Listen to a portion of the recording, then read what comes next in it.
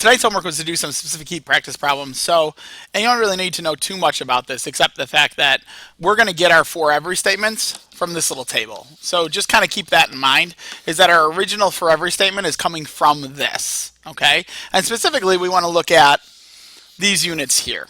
Okay, so, but before that, let's take a look at the graph. So first of all, you got to know the relationship between each one of these things. So we should know from class today, we should know that the relationship between the change in temperature and the amount of energy that's given,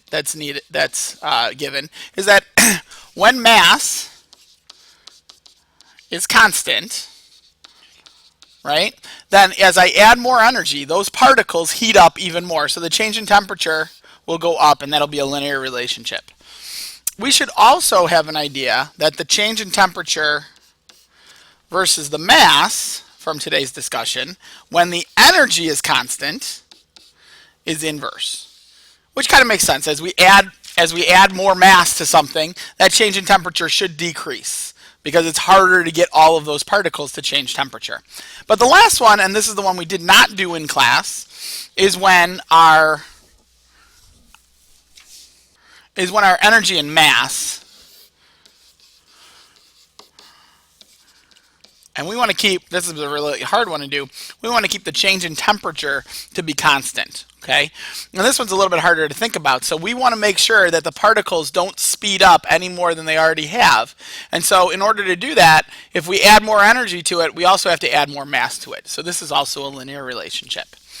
And again, the point of this activity isn't to figure that out. The point of this activity is to try to do a for every statement. So let's go ahead and take a look at the first one. So it says,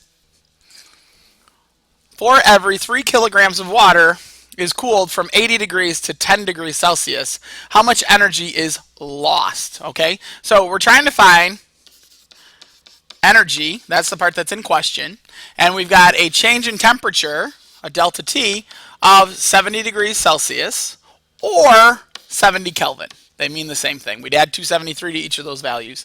We talked about that in class. And we also have a mass of 3.0 kilograms. And we know that this substance is water. Okay, so far so good. So I've got to go back up here and get my original for every statement from this table. So water is over here, and we know that from 10 degrees Celsius to 70 degrees Celsius, water would be a liquid, because water boils at what? 100 degrees Celsius.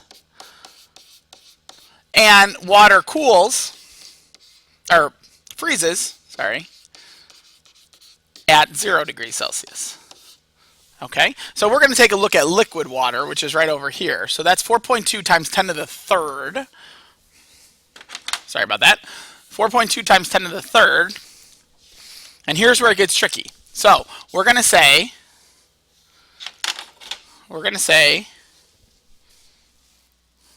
sorry about that little glitch in our system here. We're going to say for every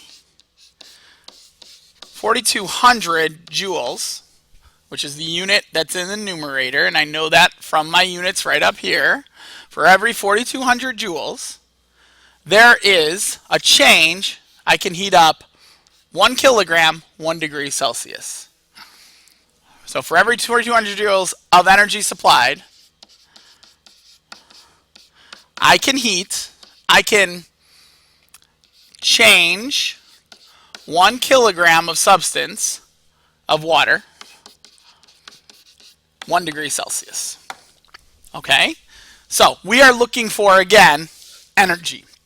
So I'm just going to leave this as joules. Okay, so I can rewrite this for every statement, and I'm going to say Fe, this many joules of energy, and then I'm going to change how many kilograms of water? 3 kilograms of water. Oops, 3 kilograms by 70 degrees Celsius. Okay, so I know that the mass went up by a factor of 3, and I know that the temperature went up by a factor of 70. Okay, so now what I'm really looking for is what's the relationship with energy and mass, and what's the relationship between energy and change in temperature. Okay, so I'm going to go back up and take a look at my graphs, and I see that the relationship between the temperature change and the energy change is direct. So temperature and energy are direct. So if I look at my temperature one over here, right, that changed by 70, which means that this has to go up by a factor of 70. And now my mass and energy one, if I go back up and take a look at that, mass versus energy is also right here, which is also direct.